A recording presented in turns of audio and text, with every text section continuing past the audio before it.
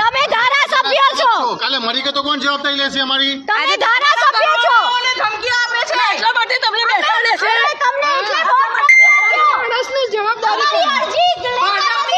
દાદાગીરી નહીં ચલાવીએ. हाँ नहीं चलाइए નહીં ચલાવીએ. ભાઈ તમે અમારું કાઈ કરતા નથી. અમે કાલ મરી જઈશું ભાઈ અમે તમે ધારાસભ્ય છો, આવી રીતે ન હોય. તમે મારી પાસે આયા ક્યારે? પણ તમારી પાસે આવવા માટે અમારે અમારો જીવ જોખમમાં નાખવાનો ભાઈ.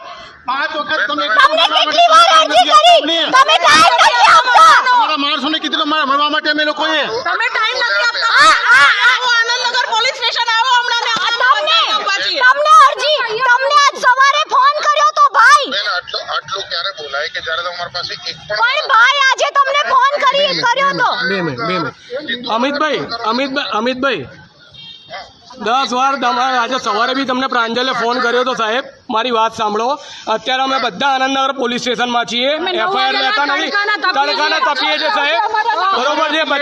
બધા માણસો અહીંયા ઊભા છે. તમે આવો અહીંયા ને તમે આવીને વાત કરો, કારણ કે તમને વોટ અમે અમારા સમજીને આપ્યા છે. જો આ પ્રમાણે હશે તો સાહેબ સોસાયટીમાં બી વોટ નહીં પડે, અમારી તો નહીં પડે, બીજી 10 સોસાયટીમાં અમે વાત કરીશું. અને અમે મીડિયા જઈએ છીએ, બરોબર છે. આજે સુરેન્દ્ર ખાચરની દાદાગીરી એટલી બધી છે, ભાજપની આડમાં દાદાગીરી કરે છે. ધમકી મળે છે. બોલો મારે ટાટીએ દરબારો બોલાવીને ગામેથી વાત કરીએ. માણસો મારી નાખવાની ધમકી મારી નાખવા અમે મરી ગયા તો કોઈ છોકરાનું થવાનું બધાનું મારું. શું કહો છો સાહેબ? પીઆઈને ફોન આપો. પીએ ભાઈને હાજર જ નથી.